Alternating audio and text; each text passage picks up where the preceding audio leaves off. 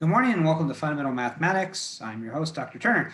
Today we're going to be talking about 7.2, which is looking at area of basic polygons. These are your area formulas for a square, a rectangle, a trapezoid, a triangle, etc., etc.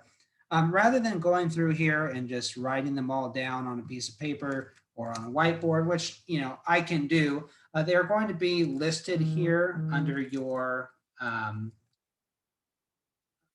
supplemental resources. So under Unit 7, if you click on that, you'll have a supplemental resources folder, and then you'll be able to access that directly. You're also more than welcome to, if you type in Google area formula, it'll pop up. It'll be like the first thing that pops up. Now, there are area formulas for all kinds of different shapes. There are also ways to calculate area of what are known as composite shapes, which are combining more than one shape. We're not going to so much focus on that. We're going to focus on the basics. So we'll go ahead and get started here. Again, you can find this under your supplemental resources, but your main shapes that you want to know the area formulas for, starting out with just a rectangle, right? Area for a rectangle, most of us know, length times width. Area is length times width. Now we just got done talking about perimeter. Remember that area is a two-dimensional concept. If you think of perimeter as the distance around the outside, if you took a piece of string, how much string would you need to wrap around the outside of the figure? Area is the amount of space that a two-dimensional shape is occupying.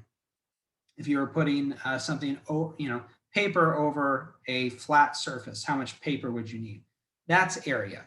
Area of a rectangle is length times width. And a lot of our two-dimensional shapes can be derived from this concept. So for instance, if we look at parallelograms are kind of like slanted rectangles. Now, rectangle is technically a special type of parallelogram, but the formula we get is derived from the same place. So for a parallelogram, we have a base, bottom, which is the same. Parallelograms, top and bottom are the same, left and right are the same. And then we also have a height.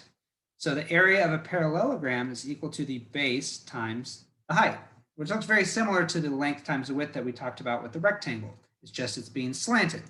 Now, if we were in class, I would do my little diagram and say, okay, if you took this little triangle piece here on the right, and you took that and you stuck it over here, you would get a rectangle. So this should look very similar, right? Rectangle, parallelogram, very similar process. If you know the base, if you know the height, or if you know the length and width, you can find the area.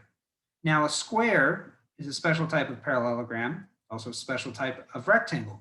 Specifically, it is a rectangle where all four sides are congruent, not just the opposite sides. Now, you can use the area formula for a rectangle to find the area of a square. So you could do length times width, but for a square, the length and width are the same. All sides are the same. So if you're looking at a formula sheet, it's going to say the area is equal to the side length squared.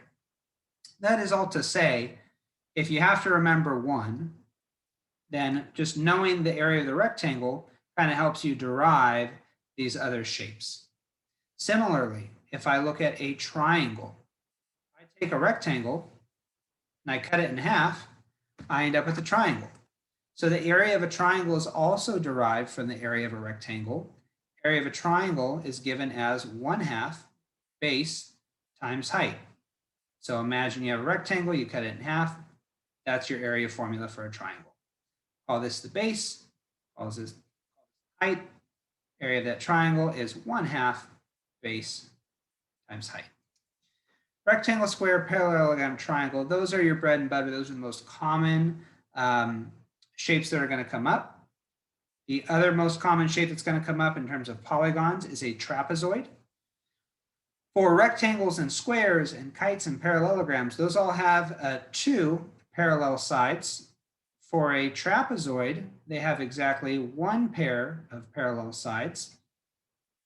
Typically, we think of a trapezoid as an isosceles trapezoid, where we have the top and bottom that are parallel, but it doesn't have to be.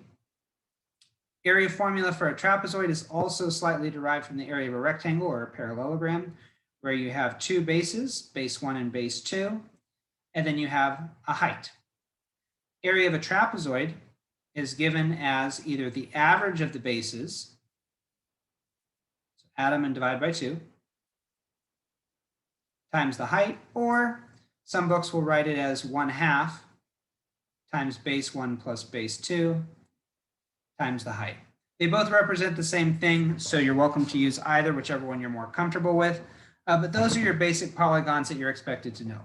There are area formulas for hexagons, octagons. Typically, those shapes that are involving more than 4 sides are going to use what's known as an apothem. If you're getting into Algebra 1 or geometry, then you'll talk about those shapes, but going into fundamentals, you should at the very least be familiar with these. These are all also on your cheat sheet. So pretty straightforward. If I give you a shape, start out with, let's say, a triangle. It doesn't have to be a right triangle, but it can be. Say I give you a triangle that has a base of 16 centimeters and a height of 4 centimeters. You're simply plugging those into your area formula. Area is 1/2 times the base times the height. You can use a calculator or do the arithmetic preferably. This ends up being 32. And remember, for area, anytime you're doing area, it is square units because it's covering a 2-dimensional space. So if your units given in the diagram are centimeters, then your area is going to be centimeters squared. Number 2, if you have a rectangle, say a rectangle is 8 inches by 3 inches.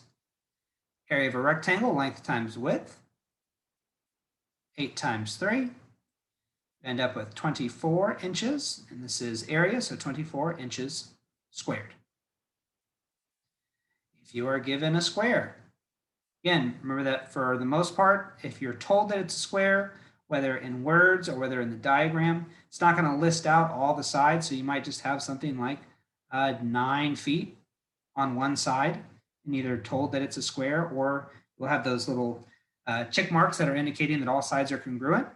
So using my area formula here, area of a square is 9 times 9, or 9 squared, which gives me 81 square feet.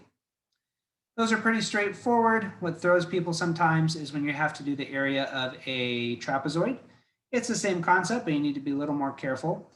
So let's say I have a trapezoid and I have bases that are, we'll call it